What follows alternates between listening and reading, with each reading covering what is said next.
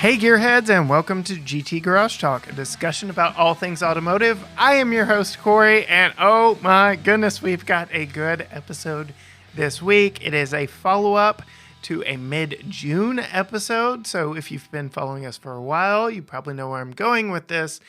But the Alcan 5000 Rally, a 5,000-mile rally in the summer, heading up to the Arctic in Canada and Alaska and just the Northwest Territories up there, has completed. We spoke to a husband and wife team that participated this year in the Alcan 5000 Summer Rally. Prior to them actually doing that, in Mercedes and Andy Lilienthal.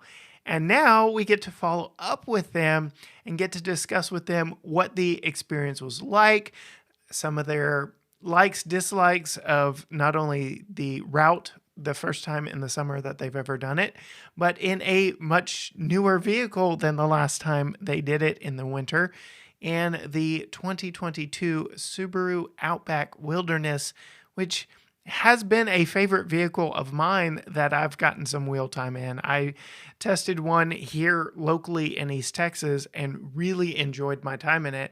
Nowhere near the amount of time they put on the one that Subaru gave them for this event. But let's bring on Mercedes and Andy to talk about their adventures in the 2022 Alcan Rally.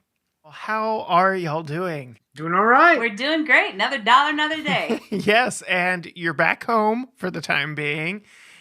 Alcan Rally behind you, but we've got a lot to talk about since the last time we spoke, way back in June. Here we are at the tail end of September. I don't even know where to begin, so I'll let y'all kind of give a recap of what Alcan was, and then we'll kind of get into the nitty gritty. Yeah, Alcan 5000 is a 5,000 plus mile event that starts in Kirkland, Washington. And this year's route took us up as far north as Dawson City in the Yukon Territories, as far east as Yellowknife in the Northwest Territories, and finished in Jasper, Alberta, with a quick jaunt over to Skagway, Alaska as well. We did it in a 2022 Subaru Outback Wilderness. So the Alcan 5000 is part time speed distance rally, part road trip. It's long. It's long, and then it's been going on since the early 80s, like 1984, and so they alternated like the Olympics. So every 2 years is a summer, every 2 years is a winter, and we did the 2020 winter, and this is our first time doing the summer version. Yeah, and we had completely different vehicles. In the winter, we used one of our two Mitsubishi Pajeros, which is an old 1991 right-hand drive diesel in the middle of winter, where temperatures got up to down to negative 43 below Fahrenheit. So it was quite interesting. But, the vehicle, Andy did a fantastic job rebuilding pretty much the whole entire front end and knew every nut and bolt about the vehicle. But it was slow. It was hard because we had just got off the wait list. This is the Pajero. The Pajero, yes, exactly. This is in 2020, so this is a throwback to 2020. Quick interjection here. Thank God I didn't have to do all that again this year. Right. We'll get into the vehicle here that we did this year in just a second. But so basically the correlation was the learning experience we had. It was built right. It had a lot of wonderful features, like a long range automotive tank from Long Range Automotive or a Long Range America, Scheelman seats, heated seats that were orthopedic, all sorts of different wonderful things. But it was slow. And we were towards the back of the pack because we signed up late. We were on the wait list for a long time. So we were literally 39 out of 40 teams. Wow. So late coming in, late going out, and it was slow. So it just made for really long days. When we were on that 2020 Alcan somewhere north of the Arctic Circle, getting passed by, everybody, Porsche Cayennes and Macans and Subarus, and like she said, pretty much everybody else. We started to think to ourselves, like, what is the perfect Alcan vehicle? What is what would be the things that we would want, because the Pajero had super great seats, was very comfortable, Good ground great heater, clearance. tons of ground clearance, was Yep. as tough as nails, way overbuilt, but it was very slow.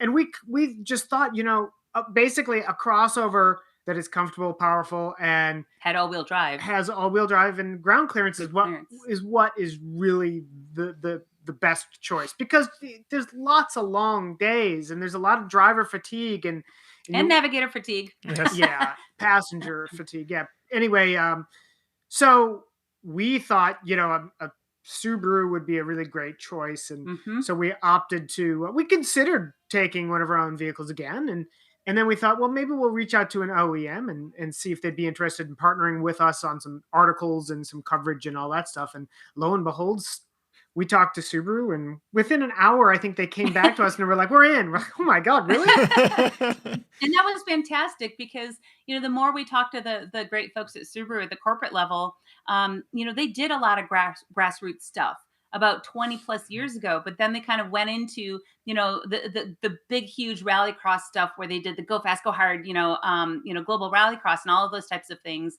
And they didn't really do a lot of grassroots efforts. And so both of us being automotive journalists, writing for a whole host of different, magazines and newspapers and stuff like that, saying, hey, do you want to do this? And for them to say, yeah, let's do this, especially with the vehicle of their choice, which was a 2022 Outback Wilderness.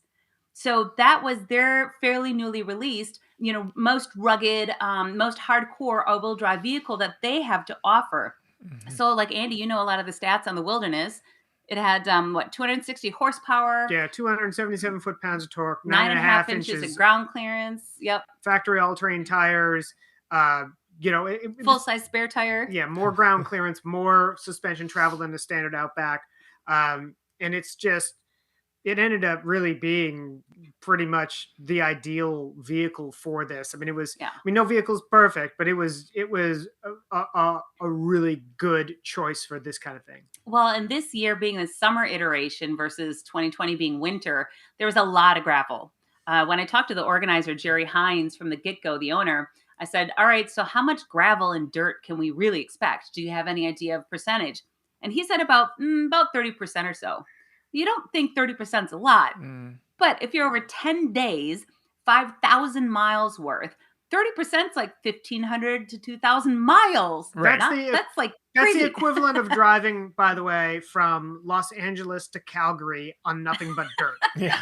He came up with that with Google Maps, and I had to even think about that going, whoa, that's pretty crazy. So, I mean, who else would you want to have? I mean, the Subaru just nailed it with their symmetrical all-wheel drive system. Yeah, I've had some experience in that vehicle and was absolutely blown away. I think I spoke about it on the last episode back in June where we were kind of previewing what y'all were going through. We had it out off-road right next to a 4Runner TRD Pro, and there was a 1/10 of an inch difference in ground clearance between the two, which is beyond nuts. And then y'all were able to modify, because I've seen pictures, I followed y'all along. Y'all were able to modify for the journey, basically. And I'm very interested in what you chose, how you chose it, and how much freedom y'all had in that build. Good questions. Yeah, we didn't need to modify it too much, and that was sort of the idea behind this. Was you couldn't do the Alcan in a stock, Wilderness, and it's really a good option. But we did add a few things. We added a Rally Innovations light bar, which enabled us to mount 4 Light Force Venom LED lights. So through previous experience on the 2020 Alcan, we realized auxiliary lighting is super important up there. Yep. Now, granted, it was light a lot longer in the summer when we were up there, but even so, we had one day that was super long. We had all 4 of those driving lights on. Well, and also in dusty conditions too. Mhm. Light Force has different lenses. So we had both the white lenses and also the yellow lenses for dust. Yeah. So So we then used some of the factory options from Subaru. So we had their Thule roof rack system and roof basket. So in that we put a set of Max Trax minis just in case we needed traction boards. We had a cargo box from Front Runner in case we needed some more space. We had 5 gallons of fuel on the roof, which we gave away. which we were glad we brought, not for us but for our team member. And then we had their trailer hitch as well. We installed a Factor 55 Hitch Link 2.0, which creates a good recovery point, and we were able to put a shackle on that if we needed to be recovered or recover someone else. Well, and also the inside too. A lot of people think of upgrades and customization as being on the outside, but we had some critical equipment that we had on the inside too, because we wanted to make sure that we were prepared, that we could see easily in addition to the vehicle and also for recovery. So, with Andy working at Warren Industries, we had a variety of different Warren and Factor 55 recovery gear. In addition to that, we worked with Lead Lenser with some of their high-powered LED headlamps and then some lanterns that were magnetic and had different loops where you can hang it on and do that type of stuff, which is great because if you're in so much gravel and dirt, you gotta, you have to early in the morning when you're, when it's still dusk out or, or not dusk, dawn, clean out the air filter or check the vehicle, look, under the suspension, there are tires that are known to blow out, especially in the summertime. So that was great to have those. And then also Scotia, we thought, well, gosh, the Wilderness has so many airbags, which is awesome because safety first. And they have huge amount of vehicle safety systems like a lot of manufacturers have nowadays. But where the heck do you put 2 radios, 2 cell phones, because you need the Richter Rally app. And we ran a simple odometer app on another phone, and then all the rest of this stuff. Where do you put it? So if, in God forbid, if there's a major accident, it's not all flying back at you at your face. So Scotia had some power sports mounts that we used, and then we put both our radios on the moonroof right behind us. So Andy hung them from the moonroof. Yeah, hung them from the moonroof with the suction cup mount. And then it was the suction cup mount, and then they were all magnetized. So we put our 2 rugged radio communications. We had one for emergency and one for our buddy teams.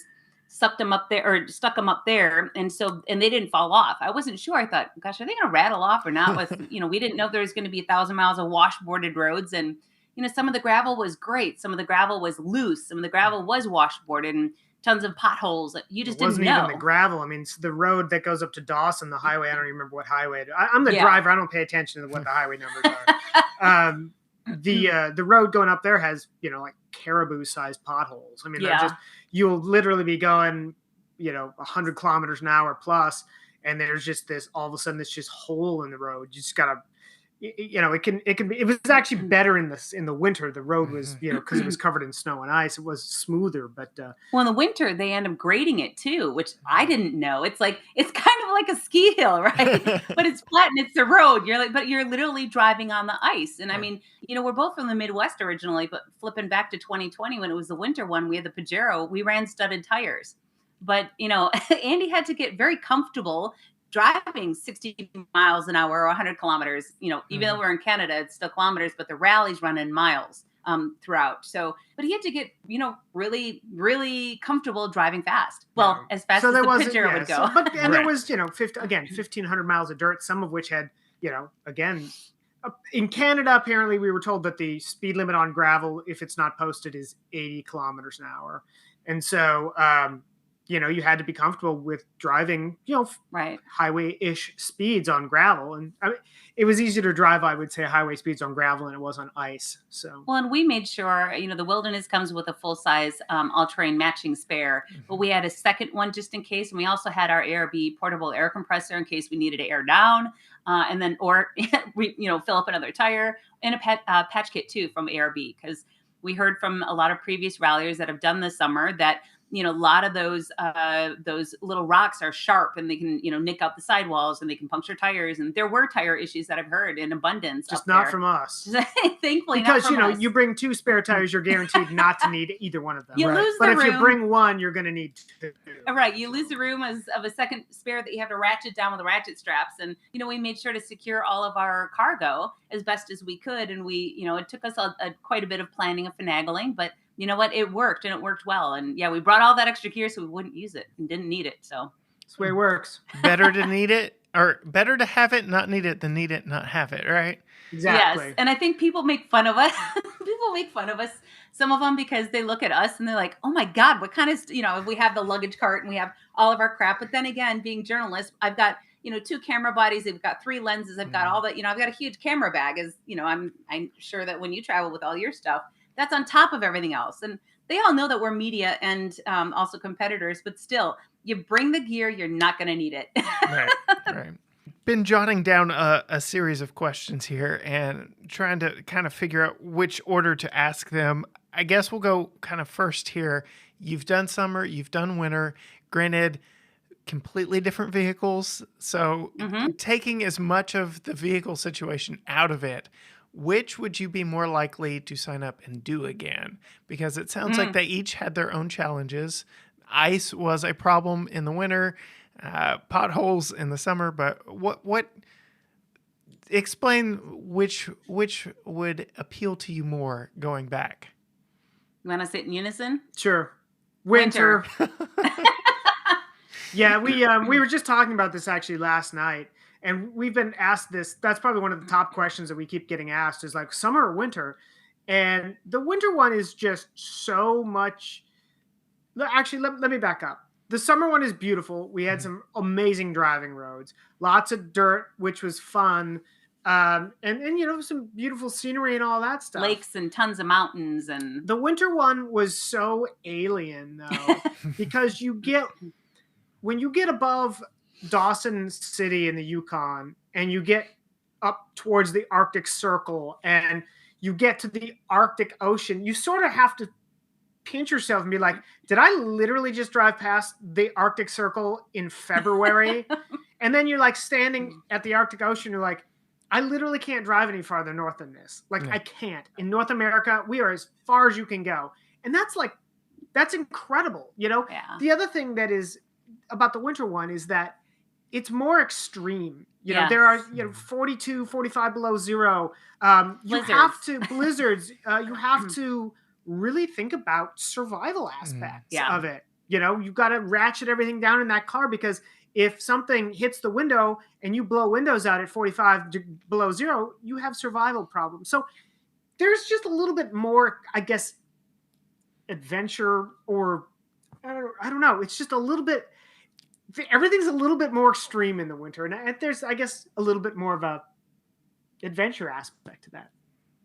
What he said. Oh, okay. Higher risk, higher reward, right? This feeling of accomplishment coming out of it because more adversity to overcome. Yeah, right? I will say you can definitely make better time in the summer.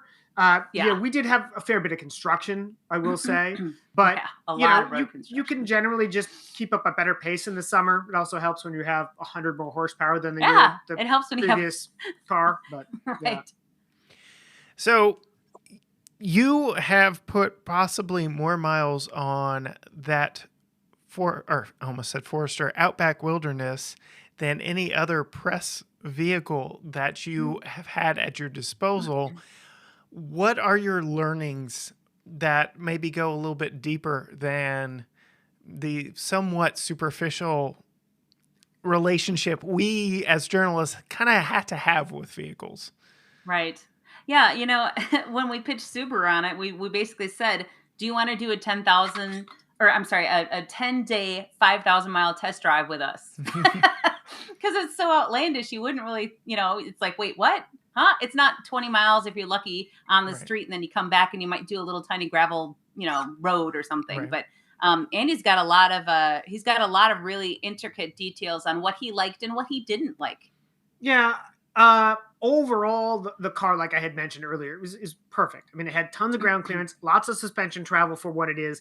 all-terrain tires, all that stuff. It was easily goes, highway speeds. And we didn't bottom out once, which we were surprised because some of them, some of those huge potholes he was talking about, it's like, oh yeah, for sure. And then we didn't. It was like, wow. One of the things that I should back up and say, like, the 2020, we were in this totally analog vehicle. I mean, it didn't even have an ECU, right? It's completely analog. The Pajero. Yeah. So going to something with much more high tech, it's got an 11.6 inch touchscreen that controls nearly everything, eyesight, lane keeping, all the things.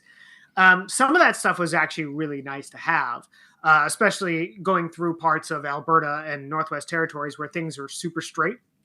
And so you turn on that adaptive cruise control, you'd set it above the speed limit. So then it would keep you, like with the person in front of us, it would keep us at a good distance. Right. And then it has this active steering. And the active steering, I didn't think I would like. And it was a little bit of a mixed bag for me.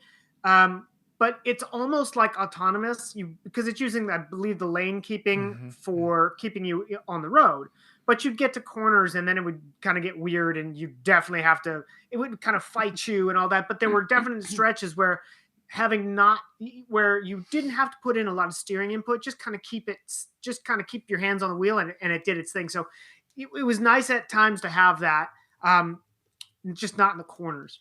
And when we did the time, speed, distance rallies, so like Andy had mentioned, it's time, speed, distance competitions, then i.e. basically road trip. But it's an endurance rally for sure. So you usually would have at least one, if not two, time, speed, distance sections during a day. You'd start off in the morning. So first car out would usually be between 7 and 8 a.m. Mind you have to load all your gear before, make sure all your communications are set up, get in the line, know where the heck you're supposed to get out of for that thing. So a lot of times we were up in between, 4 and 5 in the morning. I should just real quickly mention for listeners who might not be familiar with time, speed, distance, it's a competition based on accuracy. This isn't like a sliding sideways Subaru kind of rally. Right. It's all about accuracy. So you get a route book with distance and speed. And basically you have to figure out the time and there are checkpoints along the way. So it's about accuracy, not about speed. Right. It's not a go fast, go long, go hard type of thing. Right. It's me as the navigator, whenever we rally together, I'm the navigator, he's the driver. And I basically have that route book and I say, all right, we need to zero out your Odo, start at 23 miles per hour for 0.26 miles, turn left onto whatever. Usually they're in towns or somewhere so that you have indicators so that you usually don't get lost. Because their objective is, especially in the winter, they don't want you to die. Right. Because, it's like, it's the Arctic, right? But even in the summer, I mean, there were people that missed one turn and made it all the way over to Alaska, got to some of the moto guys, they were touring. They're not in a timed class, but they got all the way to Alaska again. And they went, oh crap. Yeah. I think we went way too far. Yeah. They were, by the way, not in the Alaska they were supposed to be in. No. They went to like Hyder, Alaska instead of Skagway, Alaska because they took a wrong turn. But that can happen. But so basically long story or long, addition to Andy's comment was, yeah, it is. It's all at or below public speed limits and it's on public roads, or if it's off-road, it's usually like on trails. Right. So it's all on designated roads. We're not going off the trails. We're not going to off-road parks or anything like that. Right. So, we'd wake up, we'd end up doing that and we'd do, maybe 20, 30 miles of it for like half an hour, 45 minutes. But then you basically have to follow pages of directions for, 670 miles. 630 some miles or something to get to the next one in the afternoon. With an optional 200-mile extreme control, you could get extra points basically for doing these what they call extreme controls. So you could do the regular route, but if you did these extreme routes, they would give you more points or they wouldn't deduct points. And so some of these were, 4 more hours of driving. Which we did. One day we Telegraph Creek. Rolled into our hotel, and I use hotel loosely. We rolled into our lodging at like 11:30 at night, and what was the lodging also? Also a liquor store, but anyway, colorful people. Oh, especially when we pulled up in our disgustingly dirt caked on car, and we had to unload everything. And I don't think that one had a no, that only had stairs. It didn't even have an elevator. Oh, And We were on the third floor. of course, we were on the third floor, and there were drunk people coming out, and going in, and we look at each other. Are we in the right spot? Yeah. Yeah. That's what the huh? Yeah, but so it was. Yeah, and there's lots of wildlife. We saw 7 bears, herds of elk, herds of bison, porcupines, foxes, a lynx, caribou, a lynx. Yeah, so. And then at night, that late night, there's nobody out there, and so we would use the aux lights to see farther in front of us, and all of a sudden we'd be like, do you see something in the road? Oh, and we'd slow down. There's a fox. Okay, we keep going, and then they're like, oh, do you see something in the road? Yep. Oh, there's a porcupine.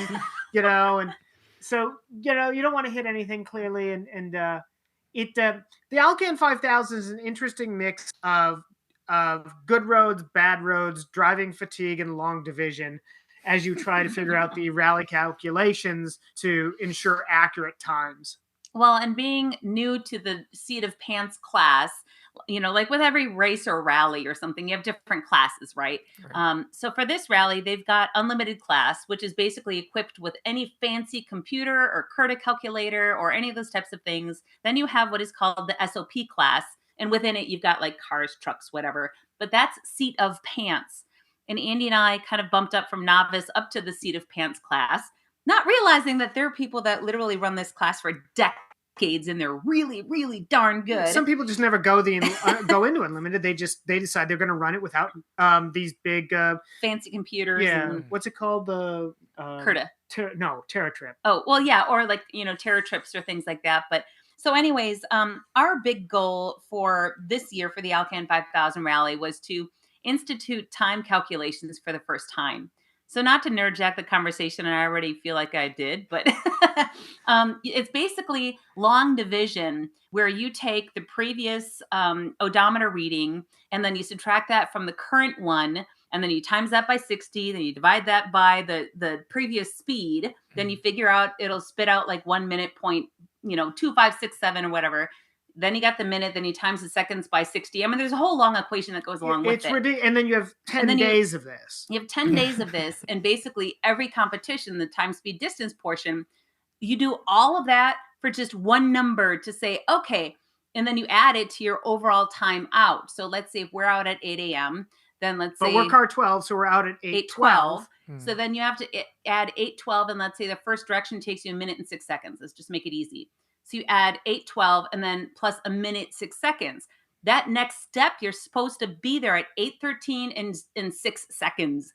So with me and the time with the odometer, and then him with his stock odometer on the Subaru, it's a constant like check, check, check, check, check, check, check. And then I am trying to learn how to figure out, okay, if we're a little bit slow, go a little bit faster, go a little faster. And then you have these automatic checkpoints, like Andy said, with now it's a Richta app. There used to be people there with a stopwatch. With the stopwatch, that would be the checkpoint. So you can see them and go, oh. Yeah, slow down. We're gonna be early. Yeah. That type of thing. Well, now they're invisible, so you just don't know where you are until it bings and it says, oh, you're 2.6 seconds late or whatever it is. But it's a whole challenge. But speaking of that, I was gonna say, so the Subaru. One thing I wasn't a huge fan of, and just kind of in general, I'm not a fan of, is the CVT. And I had that on my list. the one thing that it makes doing the time, speed, distance competition difficult if you left it in drive, because you'll say the average speed was 33 miles an hour, and so you try to hold that, and then the RPMs would drop because it's trying to be efficient, and then the speed would drop, and so you give it a little bit of throttle, and then it would surge to like 36. Like no. It's like you're always fighting with it. I'd kick it over into manual mode and go into like fake third gear, and just hold 33 that way. But then like the average speed would change from 33 to like 42 or 46.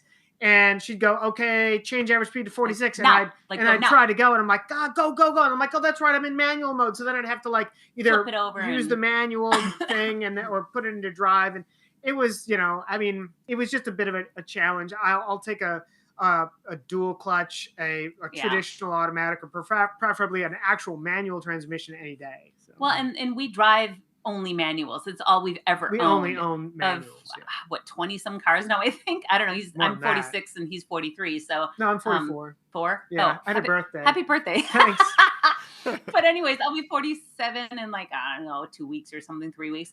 But anyways, yeah, so we've only owned manuals, but I think to Andy's testament, and same thing for me as a driver, even for Rebel Rally or for, any of the other rallies that we do, is we prefer manuals because still, even though, the other transmissions have come such a long way, we feel like we've got the best and the most responsive control and reaction time. Right. We can force it upon the engine versus the other way around. And I'm sure that the CVT in the Outback gets better gas mileage than a manual would. Oh, nowadays, we own a manual Crosstrek, and it's got the worst fuel economy of the Crosstrek lineup, but I don't really care. It's more fun. We wanted more fun to drive. We wanted the manual, So out of everything that Joe went through, especially this time here in the summer, and there's this mindset out there, right, wrong, or indifferent, that to do proper off-roading and all this crazy stuff, you need a body-on-frame SUV with transfer case and all the typical stuff. How do you feel? We've already addressed CVT, and that was on my list, but how do you feel that this essentially tall car did, given these situations, compared to the likes of body-on-frame SUVs and trucks? And you want to start? Absolutely. So this car was ideal for this kind of transportation or competition, this kind of event. We don't need low range here. I don't need a low range transfer case. We played around with the X mode, Subaru's X mode on some of the dirt stuff, and we're generally going faster than the quote dirt and snow mode. It turned off at like, I want to say 28 miles an hour. So that wasn't useful. So we would I tried out the deep snow, deep mud, but we weren't really in deep snow or deep mud, and it turns off traction control. And we actually wanted the traction control when you're going 100 kilometers an hour down a dirt road. So we didn't use the X mode very much. As somebody who works in the off-road industry, if I'm actually doing off-roading, like going over decent-sized rocks or going through deep sand and stuff like that, I still prefer a low-range transfer case. I want to be able to get as much gear reduction as possible. But I didn't need that. I wouldn't have needed that. We wouldn't have needed that on the Alcan 5000. Now, if we're going to an off-road park, I'm personally going to prefer that. I know the Outback Wilderness has more chops than probably any Subaru from the factory ever has. And I can completely see that. Or even a lot of the all-wheel drive vehicles too. Yeah, a lot lower. Yeah, a lot of the other ones. But, there's a host of decent all-wheel drive crossovers that are more capable than most people are going to need. I mean, but let's face it, we're probably not going to see the Outback Wilderness on the Rubicon Trail anytime soon. No. But for rally stuff, for going skiing, even if you're just doing like overlanding or whatever you want to call it, if you're going car camping, going down dirt roads in the Oregon Outback, going Outback to the Outback, it's great. Yeah. It's great. It's got the ground clearance. It's got the factory all-terrains. It's got more clearance. I personally prefer a low-range transfer case for actual like going wheeling. Right. The Outback Wilderness definitely has its place. Right. I think it's a fantastic vehicle for what it is. We would like it in a manual transmission. We would probably be one of the 3 they'd sell in a manual. If you're listening, Subaru. I would 4, maybe 4. Yeah. 4. But yeah, everybody's got a different definition of what off-road means. Yes. I even asked Subaru, like, what's your definition of off-road? And their definition is different, than everybody else's. When I think of off-road, I think low range, crawling over stuff. I don't think of going down forest service roads. Well, there's definitely different definitions, and it's what people feel or how they feel, and if they're comfortable in their car. Your car, your all-wheel drive or your four-wheel drive vehicle is a lot more capable than you think it may be. Totally agree. Whether it's stock or customized or whatever, the biggest thing for anybody that wants to kind of push their limits a little bit is understand its limitations and be safe and go with somebody else. And understand your limitations as a driver. Exactly. That's when people get into trouble, is they go, well, I've got a I bought a new, it doesn't matter what it is. We'll just say a new Wrangler. Yeah. I put 37s on it and a 4-inch lift, and I've got all the things. But if you don't know how to operate it, that's a problem. We Right. talked a lot about this at Jeep Safari this year, just among friends and cohorts, where it's not like it was 20 years ago, where if you wanted that kind of capability, you had to build it yourself. Right. Now you can waltz into your Ford dealer or your Jeep dealer or whatever, buy yourself something locked front and rear Right. that is super duper capable, can do like 85.7% of the trails at Moab, and you don't even know how to have to drive a car. You don't know how to drive. Right. Yeah. I mean, it's incredible.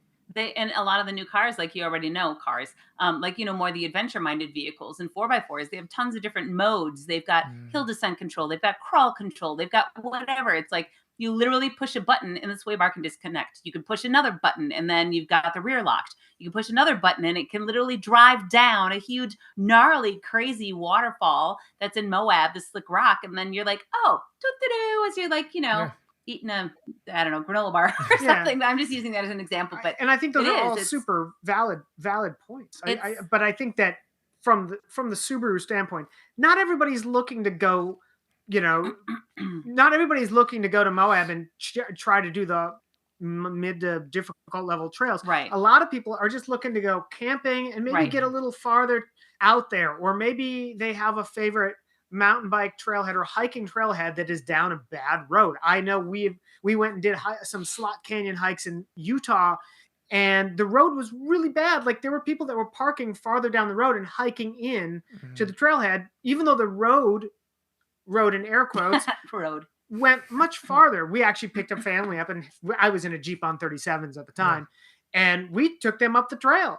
So I can understand, again, I think people need to understand that the Outback Wilderness, for example, is more capable than any other Subaru in the lineup, and more capable than a lot of the other crossovers out there.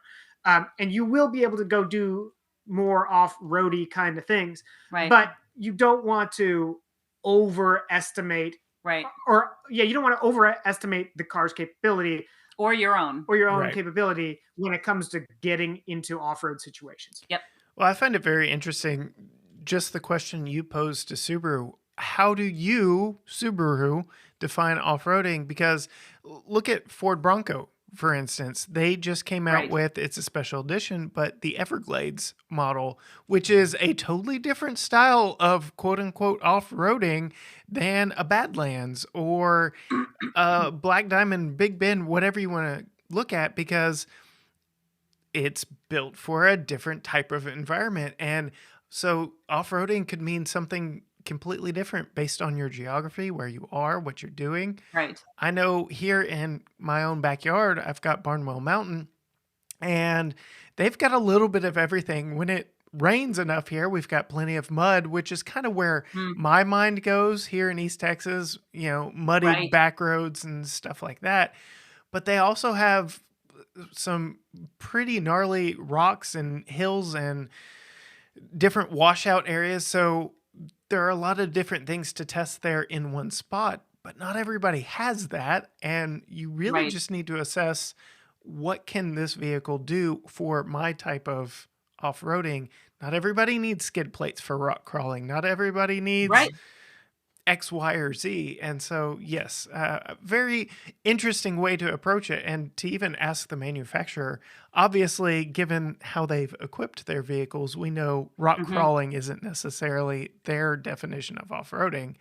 Right. But it was interesting when we talked to Subaru very early on.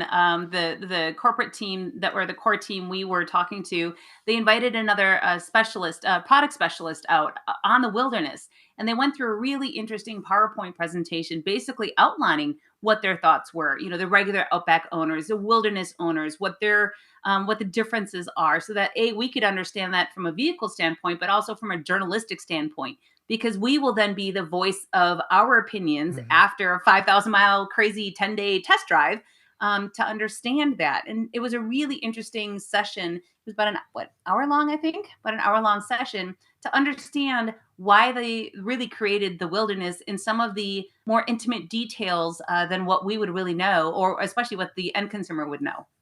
Right. So we've kind of talked vehicle, route, time of year, stuff like that. I know we touched a lot back in June on just the angle of being a husband and wife team, 5,000 miles, grueling situations, things could get heated, stuff like that. What was it like? 10 days, 5,000 miles, husband and wife. I titled that last episode Life, Marriage, and Rally Advice from the Lilienthals. How are we post-rally now? What have we learned about each other? Are doing better. No, I'm totally joking. We definitely had our moments. We had been advised by lots of people before we really wanted to do the 2021 together. Don't ever rally with your wife or your husband. You guys will not be married, and and all the rest of this stuff. But Andy and I love to travel together. I feel like it's where we are best, our true selves, and just our happiest, even though there may be some big challenges. We traveled overseas in New Zealand and Australia for one of our trips, and we had some big moments that were not nice moments, but we learned through those moments, and I feel we're even stronger together because of it. We also have this kind of idea, and we sort of always reiterate this, and I think we talked about this last time. The pinky swear? Well, yeah, but the idea is that, you know what, it's going to get heated. And there were a couple of moments that got really heated during competition because there were some errors in the route book, and we just happened to start one of the rally app had some bugs. We happened to do one TSD basically during morning rush hour and started at a McDonald's during breakfast time, which is insane. And it ended up being really stressful, and there was some yelling and screaming. And locals that were not happy because we were going too slow, but that's what the route book said. Right. But it wasn't, I'm not getting angry. And I told her this, like, I'm not angry at you. I'm not upset at you because of this. It's a pressure cooker situation where, you're supposed to be going so fast, and you realize you're holding up traffic.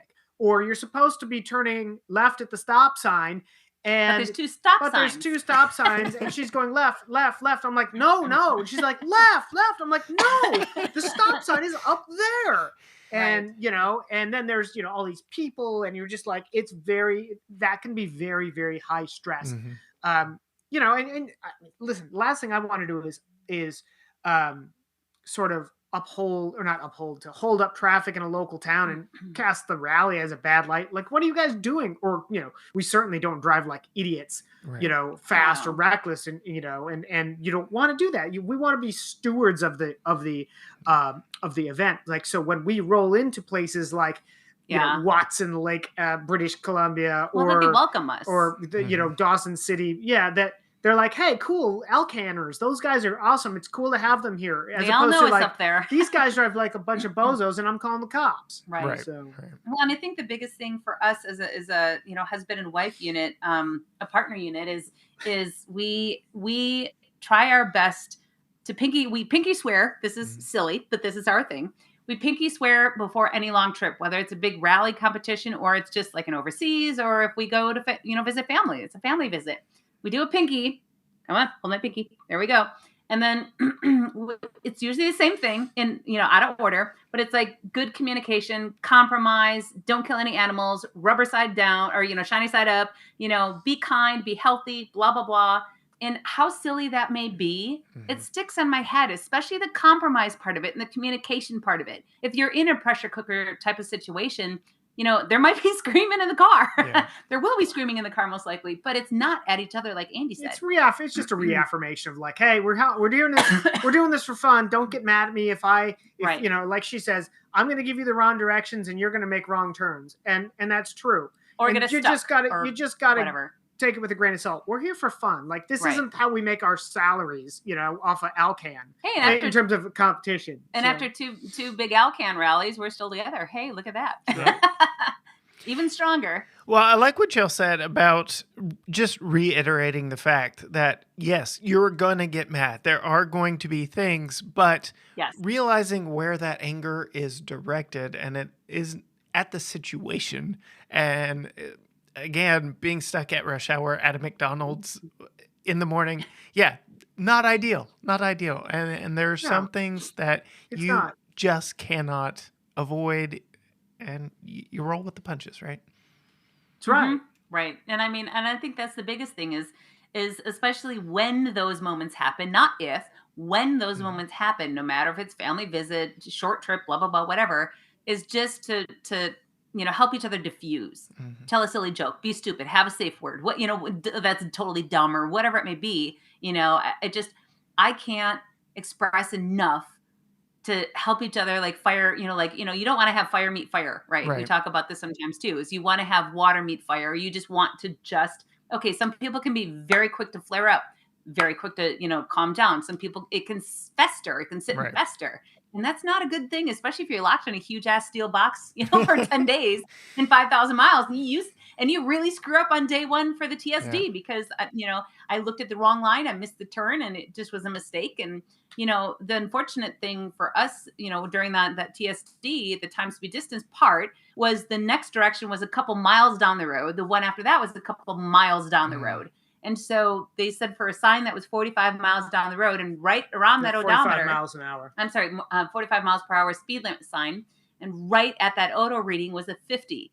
And every so often there is a mistake in the route book. And I'm like, oh, it's just a Jerry mistake. No big deal. Then the next one was a sign for, I can't remember the name of the sign. It was a road. And we were like, where is this road? Where's this road? No Where's sign. this road? And then we were like, Oh, okay, crap. pull over. And we tried to take a time allowance. We screwed it up. And unfortunately, we weren't able to recover from that because we got a really bad score that day. And a lot of other people kept really good scores. Good scores. So we weren't able to make it up. I think we would have probably gotten third place in our class if we hadn't done that. But you know what? This is supposed to be fun. We're not, like I said, we're not out the prize money, of which there is none.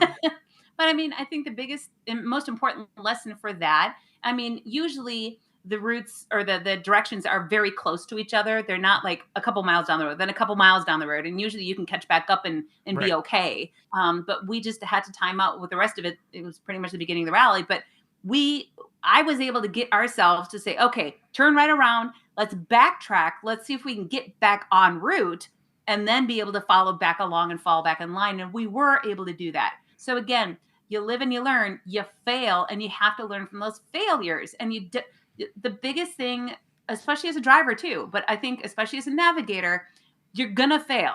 It will happen. It'll happen most likely multiple times. You have to just not let it rattle your cage so that you all of a sudden are just like totally pissed off at yourself and it stays and it festers, because that is when all else just really goes down the hole. It's a metaphor for life. Yeah, frankly. Yeah, my word for when I just get completely bent out of shape is, believe it or not, snuffleupagus. So it is impossible to say that word out loud, which I make myself do when I get to that level of anger.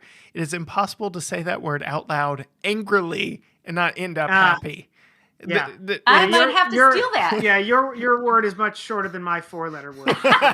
Yes. I might have to steal that. That's really great advice. And I jokingly say to Andy, which although we haven't really used it in my navigator for Rebel when I drive, I jokingly say, we all have to have a safe word.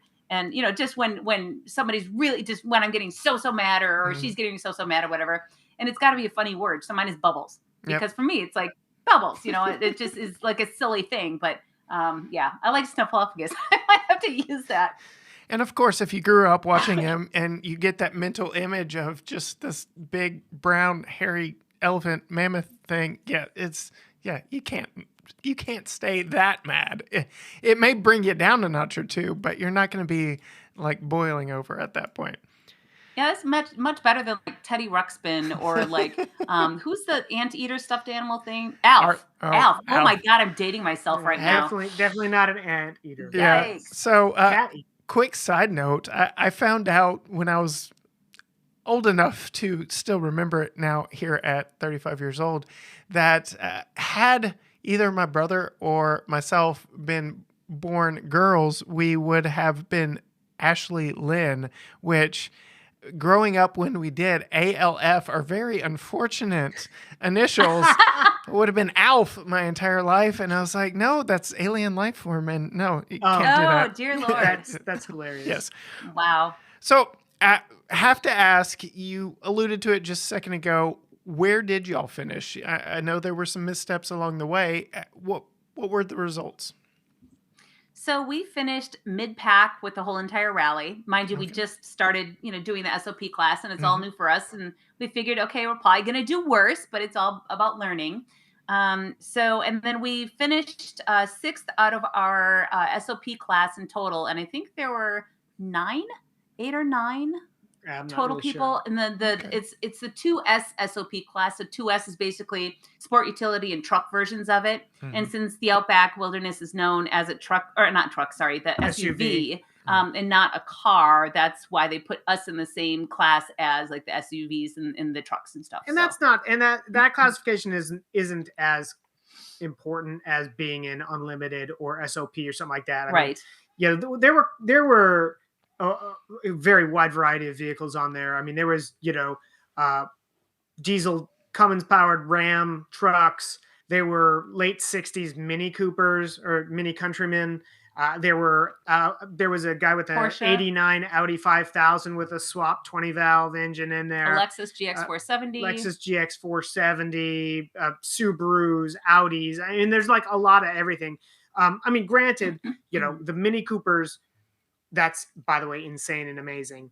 The Mini Coopers are generally not as fast on the dirt as say like the Outbacks of the trucks, but especially one of them had 10-inch tires and the other one only had 12-inch tires. Yeah, so we're talking. Yeah, I mean that's vintage stuff. No. But the other one that's just worth noting is the absolute, what I would say, are insanity of running a motorcycle on this event. And there's 18 people, even one with a sidecar, that ran the whole thing. And I mean, it's just like that's I don't ride motorcycles, but I think that's absolutely amazing, and I think that it's also absolutely lunatic. So, well, imagine that. We're sitting here talking about our cushy, nice, Subaru Outback Wilderness, and these guys have adventure dual sport bikes, and their butts have got to be sore. And think about it: we've got 2 people here. He's a driver. I'm a navigator. They do everything. They ride, and they navigate at the same time, and they have to keep their bike upright. No. These guys come in gravel. These guys come in off the long dirt sections that are, it's raining, and they're just, the entire suit is just covered in mud. It's head like, to man, toe. like that's you got to really want it to do it on a motorcycle, and I think they love it, and I think it's. I give them extremely huge amounts of respect for doing that. I wrote a quick Autoblog blurb for the publication, and I have a lot of photos. It's more of a photo feature, and I have some of those photos of the motorbikes and just how you can't see anything of color because it's all like brown. And some really interesting photos, and I think I've got the minis on there too. It's pretty cool. So that brings us into a nice little pivot, looking forward a little bit. What learnings have y'all taken away from this above and beyond the winter, above and beyond some previous rallies that y'all have done that y'all could apply to future events? That's a really great question. I can go first if you want. Well, I think that in terms of having a car that has power is a lot easier than having a car that only has 100 horsepower and is a diesel. Mm-hmm. So it was nice to have that bit. But I think for me, I learned a ton because I learned a lot about the longhand math, right? The really long equations. And thank you so much for Emily Winslow, my Rebel partner.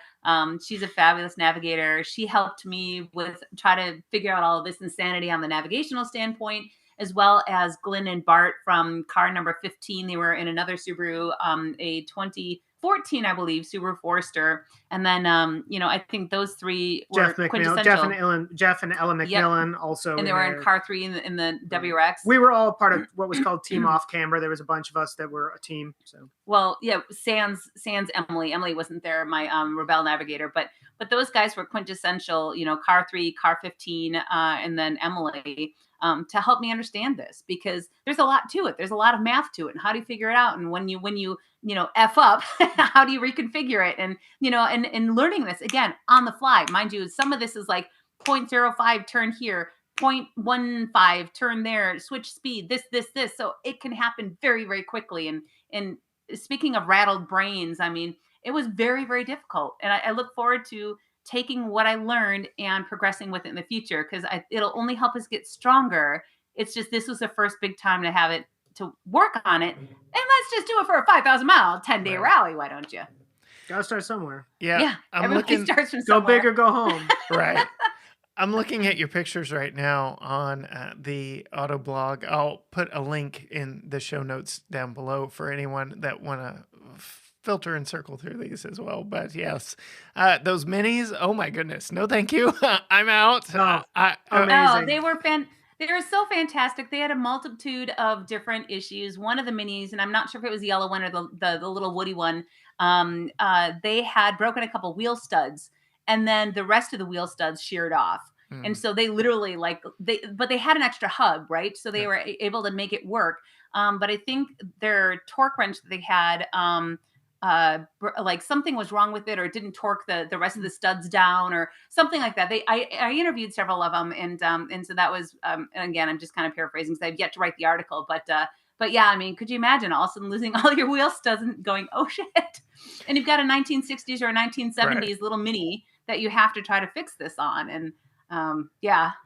And then hats off to those guys. That's hardcore. This one bike with the sidecar that is just completely brown with mud. It's no, thank you. I am definitely out on that. I'd do it in a heartbeat, man. I'd be the navigator if I could yell that. If we have like internal communications, then I'd be a sidecar. I think that would be an absolute hoot and a nightmare all in one. Yes, definitely a story making process. Oh God, yes, for sure. Well, that's a huge, I mean, the community, right? The rally, the Alcan community. We didn't touch on this really. So fantastic. A bunch of fringe lunatics. Yes, we are. Because we have to be, especially if you're that far north, and then you get into the Arctic and everything. But the community and the camaraderie, it's just, everybody helps each other. Thumbs up, thumbs down. Do you need help? Do you need gas? Do you need, tools, whatever? It's such a core group of awesome people. Yeah, I can't say enough. Like, if you're interested in doing this, like if this is making your ears perk up, you got to do it. It's just unbelievable. It's so unlike anything else you'll probably have ever done. I mean, there are other rallies around the world and stuff like that that are long and big, long and exhausting. But the Alcan is, if it's on a bucket list, make sure you do it, because it's awesome. And I think last or in 2020, when we got back from the winter one, with the old diesel Pajero, and survived it and did really well. We had no mechanical issues. We finished strong under our own power. It was great. But one of the articles I wrote, I think I said something about the Alcan 5000 is the mother of all rallies, which it really is. It's like the longest, I think, in North America. And I mean, you think of over 5,000 miles over 10 days, and you never know what's going to happen. It is truly incredible, and it makes you so much stronger, especially if you push yourself and you're ready and you are you just learn a lot and you talk to other people. It really makes you more confident as a person, I believe. Well, going into the future for you, Mercedes, it has been announced that you are not done rallying for the year. We are right here.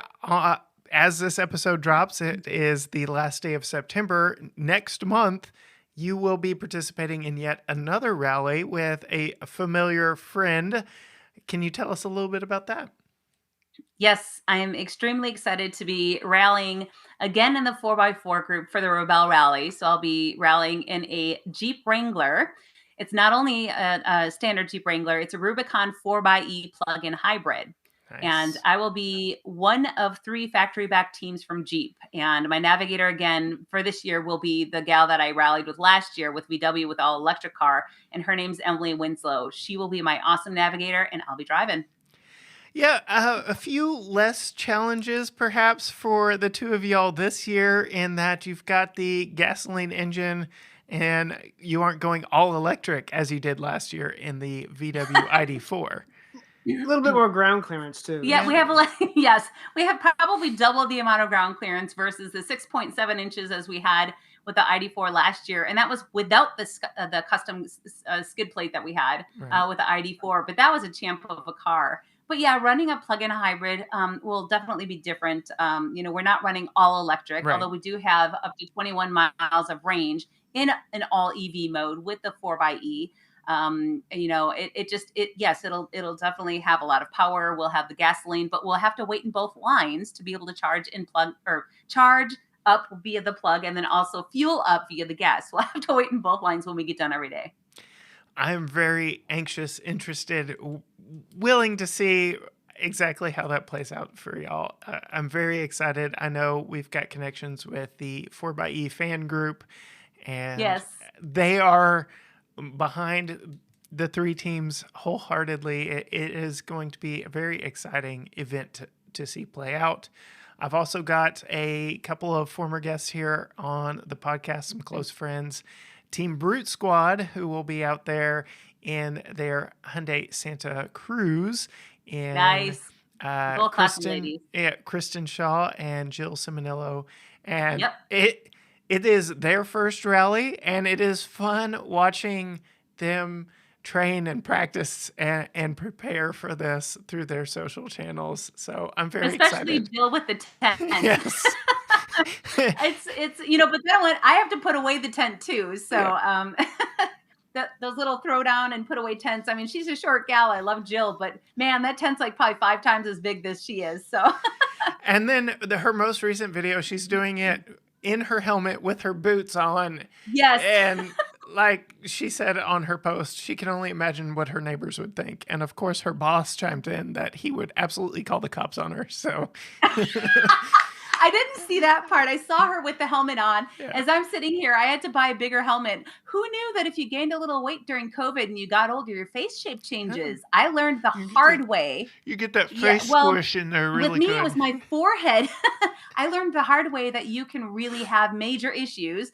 In last year's rally, my helmet didn't fit anymore, and I had no clue. So I bumped up a size in the helmet, but then I thought, oh crap, I'm gonna have to break this one in. So, last year it was in 2018 when I had my first helmet. Andy and I went to the dunes closest to us here in Oregon, Sand Lake. And I wore my helmet as, mind you, we had a right-hand drive white 4x4 van. And so did not, we totally stuck out like a sore thumb because not only was Andy driving on the wrong side of the van, I'm sitting here wearing a helmet in a vehicle and I pulled the cape, I pulled the rope and, we're helping because at that year we had a winch on in our Tacoma that I drove. And so I was, pulling the cable and just, using a land anchor because we used a land anchor, a pull pal, and just practicing through all that. But I was wearing my helmet and man, I was amassing a crowd of people going, what the fuck? The circus had rolled into town. Oh yeah, the freak show's here. Well, where can people go? I know I referenced, I will be putting a link to your Autoblog group of pictures down in the show notes, but where can people find more from y'all specifically towards the end result of your time here in the Summer Alcan 2022 rally? Yeah, so people can follow us and find our content on our Instagram account. So that's going to be at Crankshaft Culture. Also our Facebook page, which is also at Crankshaft Culture. We have some stuff up on Twitter, which is at Crankshaft Cult. Some of the stuff is on TikTok, which is actually under my name, Andy Lilienthal.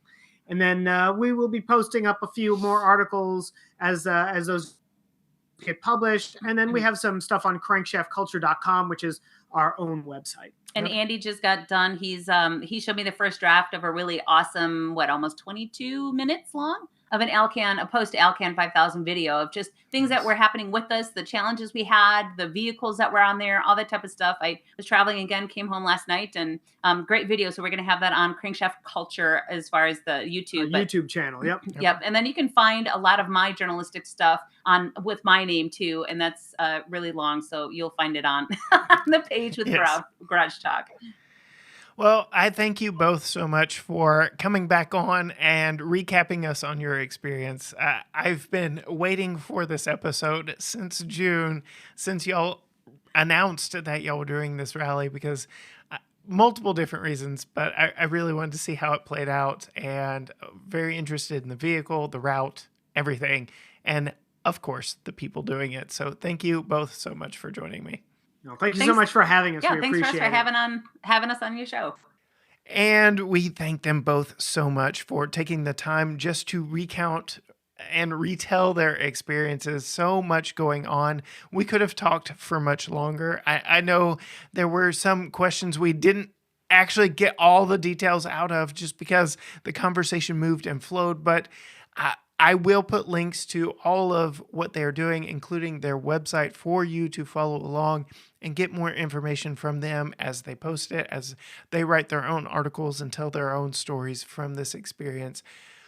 There's just so much, like 5,000 miles in a new, very competent vehicle that has quite a strong fan base back behind it. Subaru has a very loyal fan base, and to release their most off-road rugged version ever, and then to put it in an event like this, 5,000 miles in 10 days, there's a lot to cover. So naturally, we could not get to it all, but you can follow along with them. Again, links down in the show notes, but Crankshaft Culture is their brand and where they do a lot of that.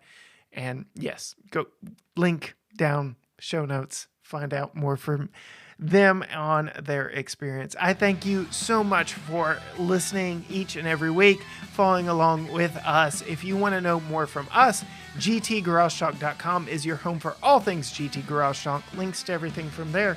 But until next time, Gearheads, bye.